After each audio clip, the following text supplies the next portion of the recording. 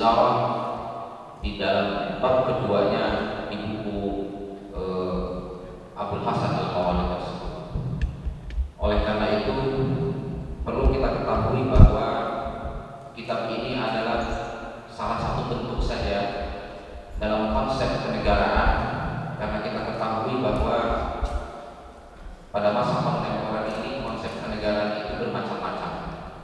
Hukum tata negara berkembang sangat pesat, baik itu di dunia Islam maupun dalam hukum positif.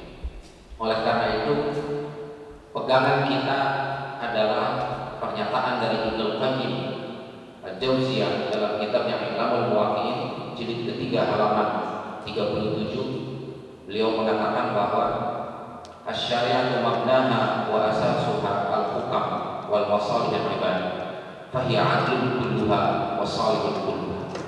Yang namanya syariat atau hukum Islam itu dasarnya, fondasinya adalah hukum-hukum Al-Quran dan As-Sunnah, dan disebut syariat wahya adlun kulluha wa salihun kulluha, dan disebut syariat apabila itu dapat memberikan keadilan dan kemaslahatan untuk semua. Artinya dari postulat atau statement ini kita bisa percaya bahwa apapun sistem ketatanegaraannya, sepanjang itu adlun kulluha wa salihun kulluha, maka itu adalah hukum Islam.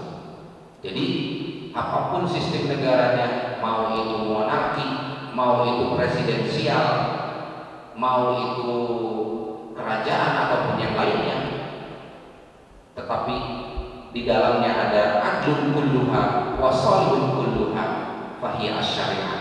Begitu kata Ibnu Qayyim Al-Jauziyah. Oleh karena itu, apa yang akan saya sampaikan adalah salah satu bentuk saja, karena Imam Mawardi hidup di masa Abbasiyah, yang pada waktu itu sistem ketatanegaraan yang dianut pada masa itu belum ada republik, belum ada presidensial, tetapi yang berkembang adalah monarki.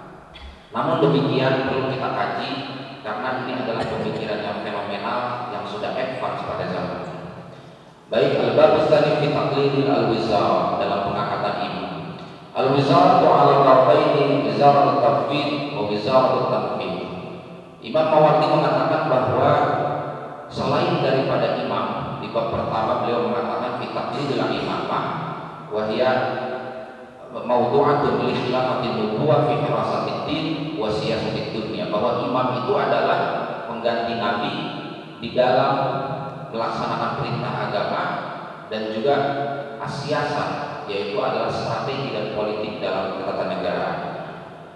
Al-wizarah adalah perwakilan daripada imam. Makanya kemudian Imam Mawardi menyebutkan yakni darbaini minal wizarah, wizaratul tafwid wa wizaratul tanfid. Fa amma wizaratul tafwid fa huwa ayastawzara al-imam ma yufawwidu ilahi tadbir al-umur bi ra'yi wa inda'iha al-ijtihad. Dikatakan tafwid karena memang seluruh urusan imam itu diserahkan semuanya kepada wizarah tafwid ini. Berbeda nanti dengan wizaratul tanfid.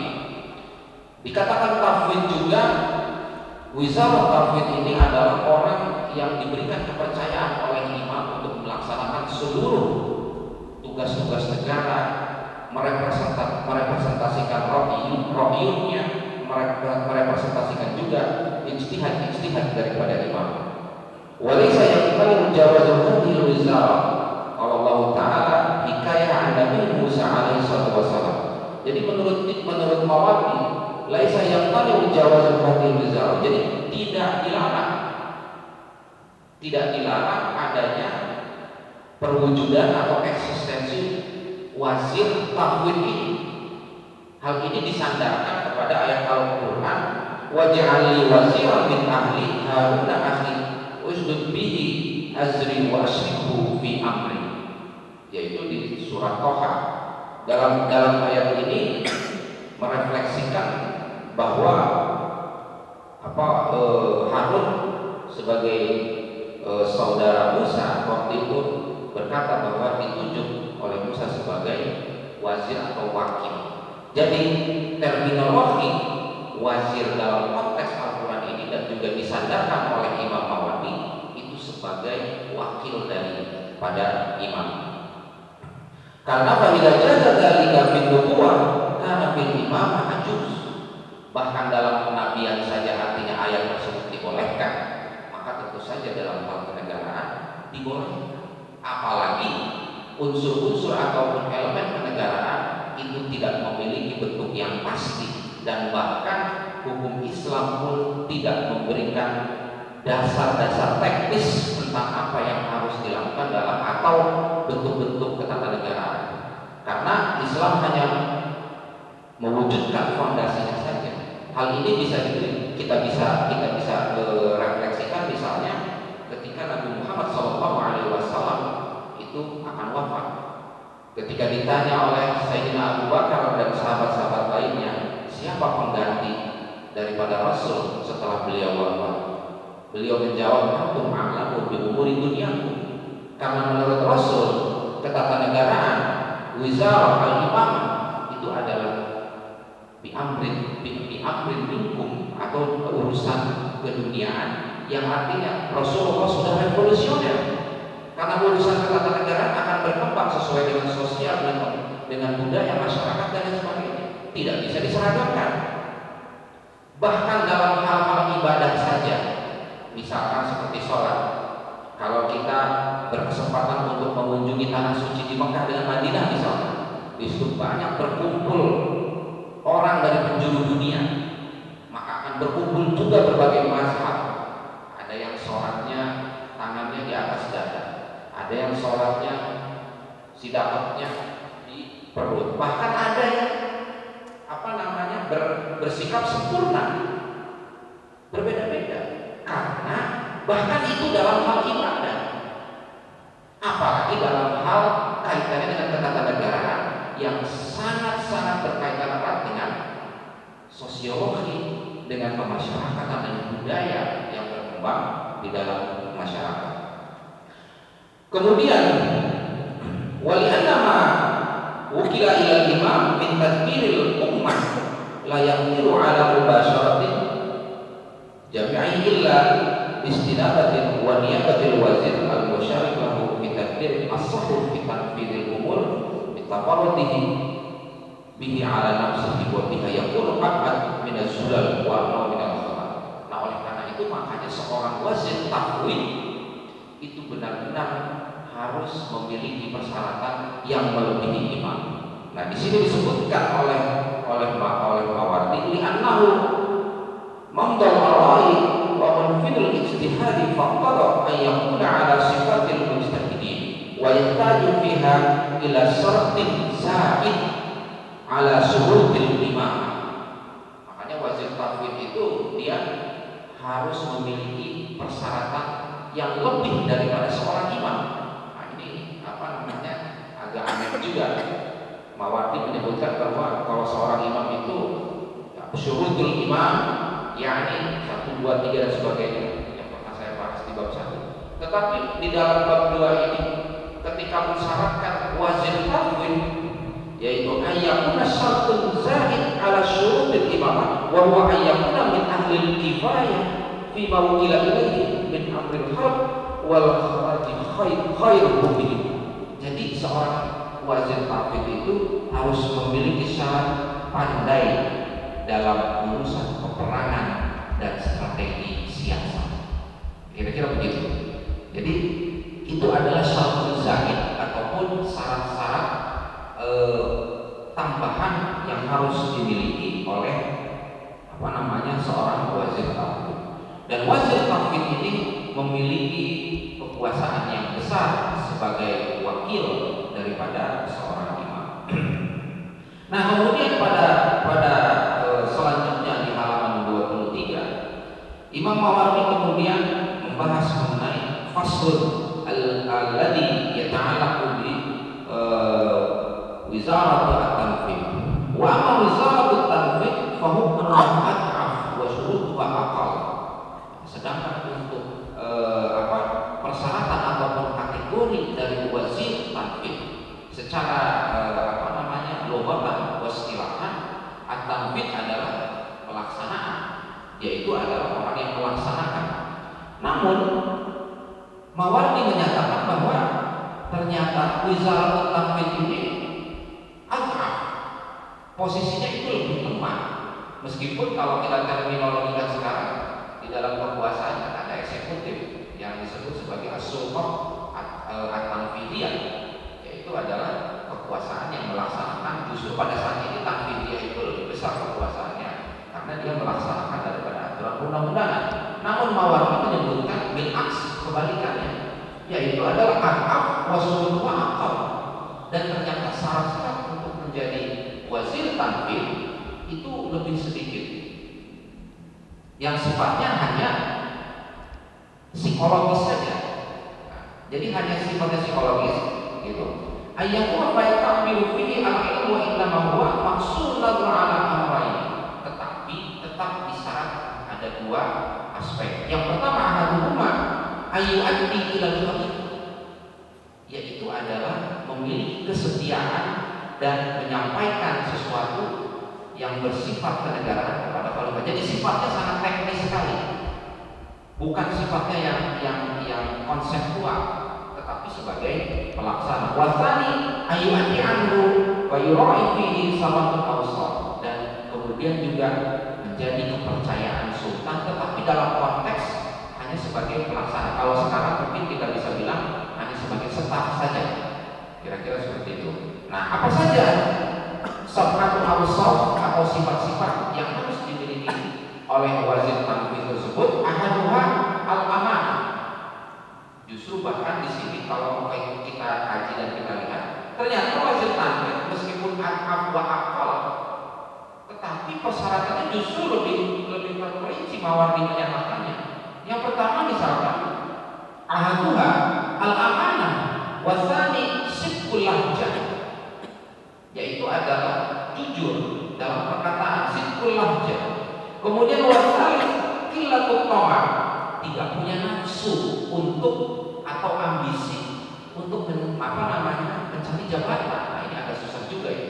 Ini sebenarnya perdebatan juga ya, kaitan dengan qillatut tama ini, atau sedikitnya hawa nafsu atau keinginan ambisius. Nah, saya kira ini menarik kalau misalkan ada yang mau membahas sebagai bagian dari judul skripsi, mungkin baik kalau misalkan di Fakultas Syariah bisa mengkaji aspek hukum, kalau di Fakultas Adab usulnya mungkin dari aspek teologisnya atau dari aspek lughahnya, itu juga bisa.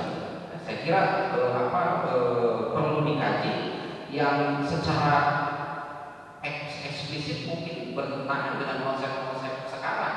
Karena bagaimana mungkin misalkan kata Mawardi qillatut tama ini kan hampir sesuatu yang tidak mungkin. Semua orang pasti punya ambisi. Mengukurnya bagaimana? Seorang wazir tanfidz katanya harus mempunyai sedikit ambisi saja, padahal semua orang pasti punya ambisi untuk mencapai sesuatu, untuk mencapai karir, jabatan dan lain sebagainya.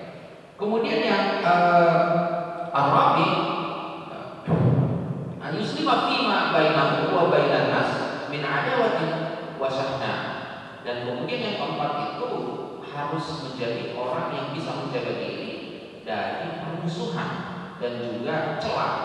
Artinya tidak orang yang memiliki kekuasaan, kemampuan untuk menghindari dari permusuhan. Kemudian al-khamis ayyakuna dzukuran lima yu'addihi ila khalifah wa anhu syahidun lahu alaihi, dan juga mempunyai kemampuan untuk menyampaikan informasi dan juga hal-hal yang diinginkan oleh imam secara lengkap.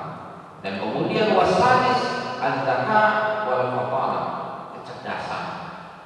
Bahkan ini tadi di awal bab saya sampaikan, ternyata wazir tanfidz ini justru lebih sedikit persyaratannya dibandingkan wazir tanfidz. Padahal Imam Mawardi tadi berkali-kali bilang bahwa wazir tanfidz itu adalah al-aqwa wa aqal. Nah, kemudian selanjutnya as-sabi, yang terakhir, syarat daripada wazir tanfidz alla yakuna min ahli hawa wa yukhrijul hawa min al-haq batil. Nah, ini hampir sama dengan syarat tadi yang ketiga sebenarnya. Jadi tidak memiliki hawa nafsu atau mampu menjaga hawa nafsunya dan mampu membedakan bainal haqqi wal batil. Nah, itu adalah wajib tanfis sebagai bagian dari wazir. Jadi dalam konteks al-ahkam as-sultaniyah, al-ahkam sultan ini al-ahkam sultan ini sebenarnya saduran daripada kitabnya Ibnu Taimiyah yang juga sebagai referensi dari Abdul Hasan Al-Mawardi, As-Siyasah Asy-Syar'iyyah yang dikarang oleh Ibnu Taimiyah. Nah, kira-kira tidak berbeda jauh dari kitab tersebut. Namun perlu dicermati bahwa sekali lagi ini tidak menjadi ketetapan yang mutlak di dalam hukum Islam, khususnya adalah al-fiqh as-siyasah atau dalam fikih siyasah. Karena ini hanya mencakup aspek-aspek yang sifatnya fundamental dan juga sangat teknis yang baru ada pada saat itu. Mungkin kalau dulu di zaman Mawardi ada sistem republik dan sistem presidensial, mungkin dia juga akan membahas dalam kitab ini. Jadi oleh karena itu dapat kita ambil kesimpulan bahwa memang sistem ketatanegaraan itu Islam tidak merujuk kepada suatu sistem ketatanegaraan yang harus dianut, karena semuanya itu bisa diaplikasikan oleh kita. Karena ini tergantung daripada aspek sosial, aspek budaya, dan juga aspek bahkan dalam bidang hukum juga ada antropologi hukum, yang mana antropologi hukum itu akan sangat erat kaitannya dengan perilaku manusia terhadap hukum. Sumbernya satu, memang Al-Quran As-Sunnah, tapi interpretasi orang yang ada di Timur Tengah, yang ada di Eropa, yang ada di Asia tentu akan berbeda. Disitulah keindahannya Islam. Meskipun sumbernya satu, tetapi mereka punya banyak penafsiran yang sebenarnya itu ada menimbulkan rahmah tadi. Kira-kira seperti itu. Jadi ini bukanlah sesuatu hal yang diperdebatkan secara keras mengenai ini sistem tata negara yang harus, ini yang tidak boleh, dan semuanya bisa diaplikasikan sepanjang tadi dasarnya adalah seperti itu yang saya utarakan di awal. Asy-syari'atu hiya adlun kulluha wa salihun kulluha. Sepanjang di negara itu, meskipun tata negaranya misalkan bukan presidensial, kerajaan atau apapun, tetapi adlun kulluha wa salihun kulluha, maka di situ ada hukum Islam. Ketika umat Islam diperbolehkan untuk melaksanakan syariatnya, beribadah kepada Allah, kebebasan dan sebagainya, maka itu adlun kulluha wa salihun kulluha. Makanya ada konsep sekarang sudah sedikit itu antara konsep Darul Harb dengan Darussalam. Kalau dulu kan Darul Harb dengan Darussalam itu banyak, tetapi kalau sekarang bahkan kalau kita tinggal di Eropa, kita tinggal di Amerika, sepanjang kita diberikan kebebasan untuk melaksanakan syariat Islam, beribadah kepada Allah, maka itu adalah Darussalam. Kira-kira seperti itu. Mungkin itu yang dapat saya sampaikan sebagai pembuka saja, karena kita di sini tentu tidak semuanya dari Fakultas Syariah, tetapi sebagai wacana untuk mengetahui bahwa dalam khazanah keilmuan Islam pun Islam sangat luas, bahkan dalam hal ketatanegaraan pun sangat kaya informasi dan hal-hal yang ada di dalamnya. Demikian yang dapat saya sampaikan. In uridu illal islaha mastata'tu wa ma taufiqi illa billah, alaihi tawakkaltu wa ilaihi unib, wa billahi taufiq wal hidayah. Wassalamualaikum warahmatullahi wabarakatuh.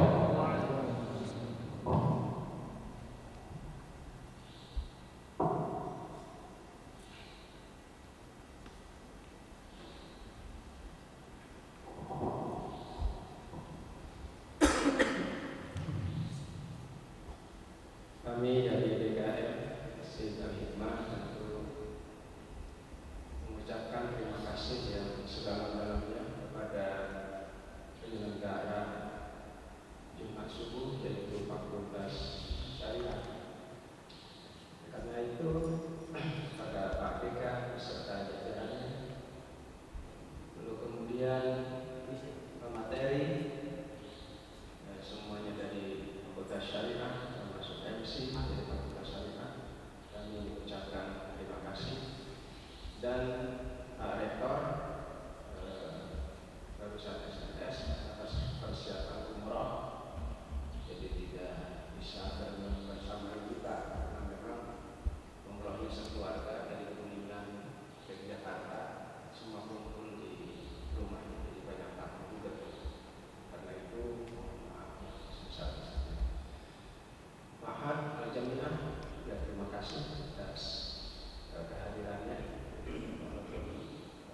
barusan di sama hujan gerimis namun tidak hujan beneran. Tapi alhamdulillah kita bisa melangkahkan kaki kita bisa ke masjid. Itu saja informasi dari DKM. Dan untuk sholat Jumat ada 2 masjid di UN ini, yaitu di sini di Masjid Kampus 1 Masjid Al-Hikmah, dan juga diselenggarakan sholat Jumat di Masjid Imadul Bina di Kampus 2. Karena itu yang berada di Kampus 2 baik dosen, pegawai, dan termasuk mahasiswa bisa melaksanakan sholat Jumat di Masjid Imadul Bina di Kampus 2, tidak usah keluar. Kalaupun berada di Kampus 1 yaitu di Masjid Al-Hikmah. Sekian, terima kasih. Kembali ke MC.